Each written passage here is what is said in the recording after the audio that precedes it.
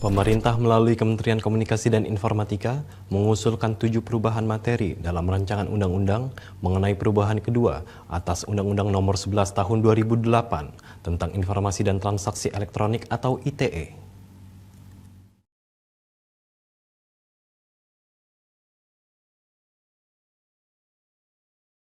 Pemerintah mengusulkan 7 perubahan materi dalam rancangan undang-undang tentang perubahan kedua atas Undang-Undang Nomor 11 Tahun 2008 tentang Informasi dan Transaksi Elektronik, di mana seperti disampaikan Menteri Komunikasi dan Informatika Johnny G. Plate dalam rapat kerja dengan Komisi 1 DPR di Kompleks Parlemen Senayan Jakarta pada 13 Februari, diperlukan untuk meningkatkan penataan serta pengaturan informasi dan transaksi elektronik. Usulan pertama perubahan terhadap ketentuan ayat 1, 3, dan 4 Pasal 27 mengenai kesusilaan, penghinaan, serta pencemaran nama baik dan pemerasan serta pengancaman dengan merujuk ketentuan KUHP.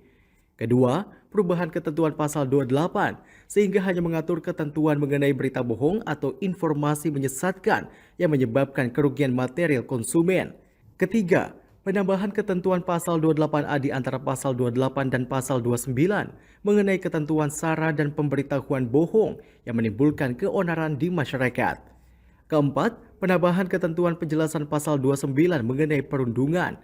Kelima, tentang perubahan ketentuan pasal 36 mengenai pemberatan hukuman. Selanjutnya perubahan ketentuan pasal 45 terkait ancaman pidana penjara dan denda, serta menambah pengaturan pengecualian pidana atas pelanggaran kesusilaan dalam pasal 27 ayat 1. Ketujuh, perubahan ketentuan pasal 45A terkait pidana atas pemberitahuan bohong dan informasi menyesatkan yang menimbulkan keonaran di masyarakat.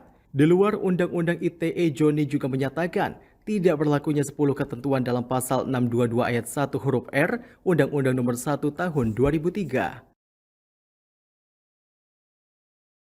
Selain perubahan pasal Undang-Undang ITE tersebut, pasal 622 ayat 1 huruf R Undang-Undang Nomor 1 Tahun 2023 tentang Kitab Undang-Undang Hukum Pidana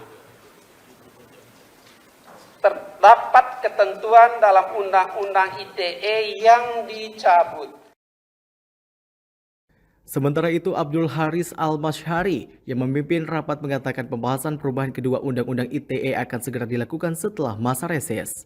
Dirinya berharap daftar inventarisasi masalah dapat segera dikirimkan untuk kemudian dijadikan bahan untuk rapat dalam forum sudah terbentuk panitia kerja pembahasan RUU.